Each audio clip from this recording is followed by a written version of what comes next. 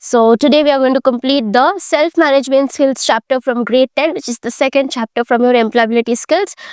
Whatever questions that are going to come in your board exams, concepts related to that will be discussed in this video.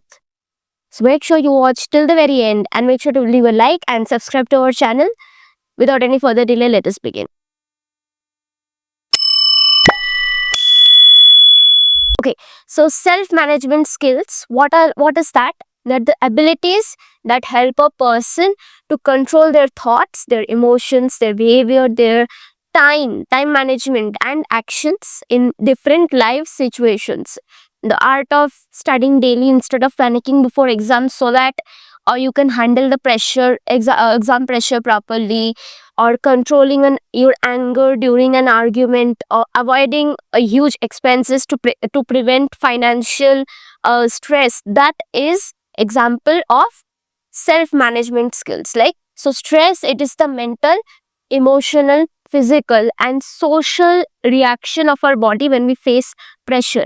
So when we face pressure, our when we face any pressure or any challenges before us, our body, it has this adrenaline, so that is boosted and our body gives a reaction. Like sometimes we sweat because of too much stress. That's called cold sweat. Okay, is that is a reaction of our body, mental, emotional, physical and social reaction of our body to that pressure or challenge. Okay, that is stress. Now, so there are two types of stress. Like, stress is always not bad, right? Stress can be good also. It's only bad when it's long term. So there are two types of stress. One is eustress, which is a short term stress, positive stress, and this is actually unnecessary stress. Exam pressure is there, that motivates you to study, that is positive stress. And then there is distress, which is negative stress. Okay, like it is a long term intense stress, and it actually plays with your hormones and your health, your emotions, your focus. Okay, now there are stress causing agents, okay, which are also called stressors. It can be from different areas of life. It can be your mental stress, like your overthinking, fear of failure, self doubt. Okay, that kind of a thing. It can be physical stress, like from illness or lack of sleep or weak health. Okay, that it can be from social stress also, your relationship problems, your peer pressure, bullying at school, societal expectations, all of this. Then financial stress also, it can be like money problems, fear of expenses. You want to begin a startup but you have no resources, so lack of resources also it can be. Okay, stress management is there, which is like the process of identifying stress, understanding its cause, and then using techniques to control it. Okay, now there is a ABC model of stress management.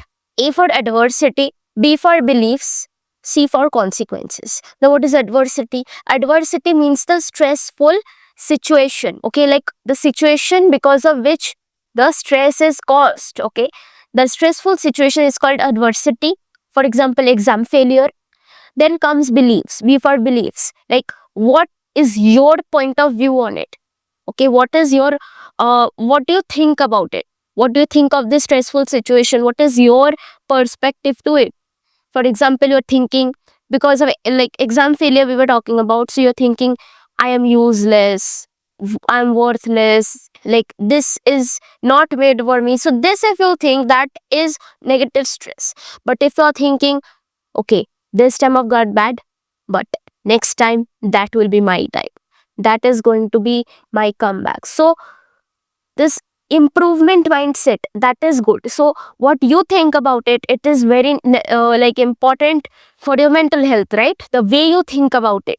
Then C for consequences, like your reaction and your outcome. Then what is the consequence of that thought process? For example, one way is you can go to depression. Second way is you can motivate yourself to work harder the next time. The stress depends on what most? On beliefs. Based on your thought process affects the ABC model or the stress management more. Okay, you have to think very positively. Okay, now there are 3 steps to manage your stress. First is know yourself, like identify your stress signs. You have to accept first that you're stressed. Some people just deny it. That's not the way. You have to accept that you're stressed, and then second step is you have to find the root cause. Is it fear? Is it lack of preparation? Is it comparing myself with others? So you have to treat the cause. Okay, then you have to apply stress management techniques. Okay, now these stress management techniques, let us discuss. So first is time management. That means you have to plan your tasks with priority. You have to understand which task I have to do first now. Is my watching TV more important now or studying more important now? To avoid procrastination or postponing your tasks one after the other. Okay, because if you do daily efforts, it will reduce the stress in the further time. Okay, then physical exercise and fresh air. This, it will obviously, it will improve your blood circulation. If you do outdoor exercise, it releases that feel good hormones inside you, and it obviously it reduces anxiety naturally. Then meditation, it calms your mind, it improves focus, reduces any negative thoughts. Then yoga, it balances your mind and the body both. And because it involves breathing control, involves some of your physical movement also, so both mind and body at the same time. Then healthy diet, food affects your mood and energy. If you eat junk food, first your energy will go like this, then it will rapidly fall.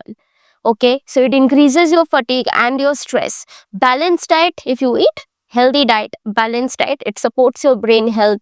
And then positivity, if you fail in exam, you can't just rot about it. You have to think of the solution. You have to look for solutions instead of ignoring the problem. Positive thinking does not mean you have to ignore the problem. It means you have to look for solutions. Okay. Then good sleep. It repairs your body and brain, improves your mind and memory. Okay. And lack of sleep, you will obviously feel that fatigue, right? Then comes working independently. Means it is the ability to plan, to perform, to monitor, and to finally complete a task on your own with minimum supervision while taking the full responsibility for the result. What are the advantages of working independently? It increases your focus. Like there is no unnecessary disturbance from a lot of people, so you can concentrate better and the quality of work improves. And then better accountability, like if there is a success, that is totally yours. If there is a failure, that is totally your failure. So it first, it builds discipline and then also confidence. So accountability means taking responsibility for the result, right? And then better time control. If there is another person working with me, that person walks fast but I walk slowly. So if I'm working alone, I can set my own pace, I can work according to my terms and conditions. And then flexibility, like I can walk at my best time.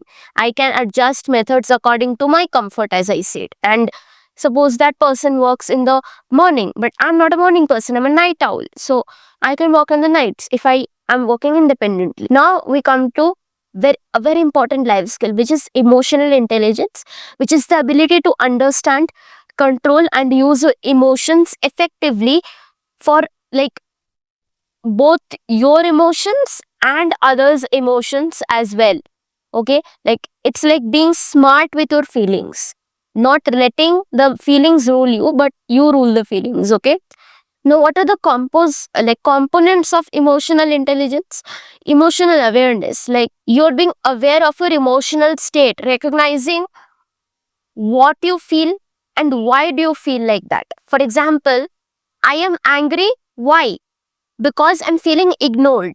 So you have to give that why. Okay. Now, harnessing emotions, like using your emotions positively. For example, turning your fear into motivation. That is harnessing your emotions, using it in a positive way. Then managing emotions, like controlling reactions, not reacting impulsively, staying calm under pressure. Okay. So, some steps to improve your emotional intelligence are understanding your emotions, observing your reactions, okay, and then thinking rationally. Like, if you think in anger or in fear, decisions are not going to be valid. You have to pause before any reaction, okay. Then, practicing self control. Meditation and yoga are always your best friends here. Deep breathing and all. Then empathy, like empathize for others' feelings. Your feelings are valid, others' feelings you have to understand as well. Okay, so trying to understand others' feelings will improve the relationship. Okay, and now we come to self awareness. Okay, self awareness means it is the ability to consciously understand your own thoughts, feelings, behavior, strengths, weaknesses. Okay, like you have to know yourself honestly. It's not like my weakness is a thing to be shameful of. So there are some steps to becoming self aware. First, you have to know yourself, you have to know your thoughts. The way you think, is that okay or is that not okay? Your emotions, okay? Then your strengths, your confidence and all. Then your weakness, where it needs support or practice. Your interests, okay? What hobbies do you have and all? And then your values, like what you believe, is that right or is that wrong? Okay, because your values will be your life decisions, right?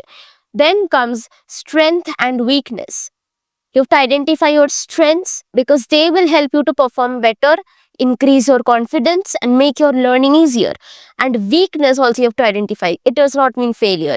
Difference between interest and abilities that you have to understand. Interests means the things that you enjoy doing, the activities that you do in your free time, your leisure time.